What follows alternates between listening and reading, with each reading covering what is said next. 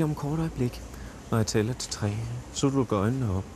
Så du går ind i den forretning. Du vil følge den brune vej, der er inde på gulvet. Inden for enden af den brune vej vil der være et bord. Og på det bord, der ligger der nogle slipsenåle. Du skal tage 1 eller 2 af de her kasser og dem her i. Få gemt dem, sørg for ikke at blive set. Har du forstået instruktionen, så bare giv mig den ikke.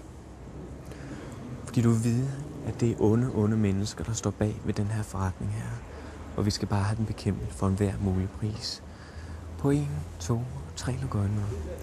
Derinde i den der. Bare følg den brune sti derinde.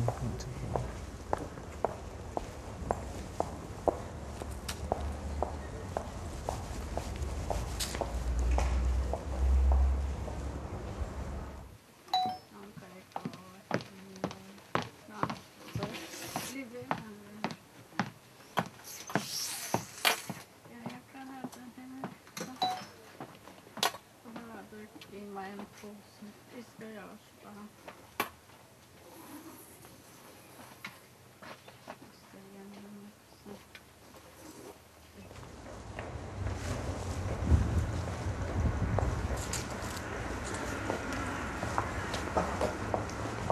Har du fået fat i noget? Har du fået fat i noget? Ja. Bare sov dybere, afslappet. Det er meget fint. Hvor har du fat i det henne af? Hvor har du det henne af? Jeg har gemt det. Hvor henne af? Inde i butikken. Okay. Vores forsøgsperson har altså gemt 20-kosterne inde i butikken. Hypnotisøren vil nu sende hende ind igen for at hente rovet. Men spørgsmålet er, om hendes moralbegreber med hensyn til at stjæle fra andre vil være for stor en hende. 1, 2, 3. Vi se.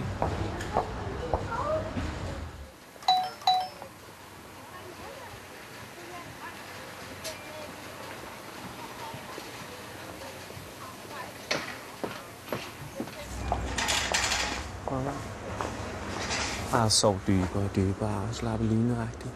Fordi om kort øjeblik, når du lukker øjnene op, så du virkelig undrer dig over, hvad du har gjort. På 1, 2 og 3 lukker øjnene op. Har du det godt? Har det nok? Ja. Ved du, hvad det er, du lige har gjort? Vi har i hvert fald været inde i butikken. Ja. Hvad har du lavet derinde? Så jeg ved ikke, har noget i hånden. Jeg har været inde og tage noget. Har du det?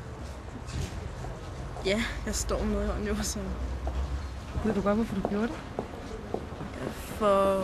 For en god støtte for organisationen. Men kunne du mærke, da du gik derind, hvad det var, du gjorde? Nej, jeg vidste bare, at jeg skulle gå ind og tage det der. Og ikke så meget andet. Det var det eneste, jeg fokuserede på. Det var bare ind og få fat i det og ud igen. Og hvordan havde du det så, da du gjorde det? Hvordan føltes det? Det føltes rart. Godt. Og hvordan føles det nu? Det ved jeg ikke. Det er ikke rigtigt. Sådan op og ned, tror jeg. Ja, det er mærkeligt, at man lige pludselig kan være butikstyv, ikke? Jo, lige præcis.